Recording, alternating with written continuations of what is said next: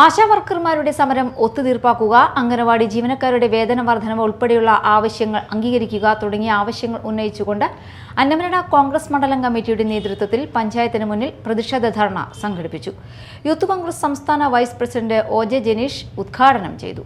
ഇത്രയും ദിവസങ്ങളായി ആശാപ്രവർത്തകരുടെ സമരം നടക്കുമ്പോൾ ആ സമരത്തോടെ സർക്കാർ ഐക്യപ്പെടുന്നില്ല എന്ന് മാത്രമല്ല, ആ സമരത്തെ തകർക്കാൻ വേണ്ടുന്ന തരത്തിലുള്ള എല്ലാവിധ പ്രവർത്തനങ്ങളുമായി കടന്നു പോകുന്ന സമയത്ത് കേരളത്തിലെ ആശാവർക്കർമാരായ ആരോഗ്യ മേഖലയിൽ സുദീർഘമായ സേവനം നടത്തിക്കൊണ്ട് കടന്നു പോകുന്ന തുച്ഛമായ വേതനത്തിന്റെ പേരിൽ മാത്രം ജോലി ചെയ്തുകൊണ്ടിരിക്കുന്ന അവരോട് ഐക്യപ്പെടുക എന്നുള്ളത് ഇന്ത്യൻ നാഷണൽ കോൺഗ്രസിന്റെ ഉത്തരവാദിത്തമാണ് എന്നുള്ള ബോധ്യത്തിലാണ് ഇന്നിവിടെ ഒരു ധർണ സംഘടിപ്പിക്കപ്പെട്ടിട്ടുള്ളത്.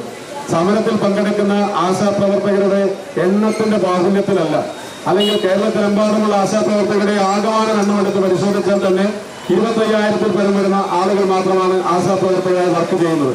അതിൽ ആ സമരവുമായി ബന്ധപ്പെട്ട് കടന്നു വരുന്ന 400-ഓ 500-ഓ വരുന്ന ആശാപ്രവർത്തകരുടെ എണ്ണത്തിലല്ല ഈ സമരം പ്രസക്തമാകുന്നത്. കോൺഗ്രസ് മണ്ഡലം പ്രസിഡന്റ് PK തിലകൻ അധ്യക്ഷത വഹിച്ചു. Congress Mala block president NS Vijayan, VA Abdul Kareem, Davis Kurian, CK Shiju, SK Haris, Sunitha Sajeevan, Annie Andu തുടങ്ങിയവർ സംസാരിച്ചു.